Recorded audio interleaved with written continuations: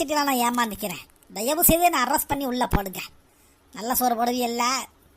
பசுவினை பாம்பென்று சாட்சி சொல்ல முடியும், காம்பினில் விஷம் என்ன கறக்கவ முடியும். என்னங்க சத்தம்?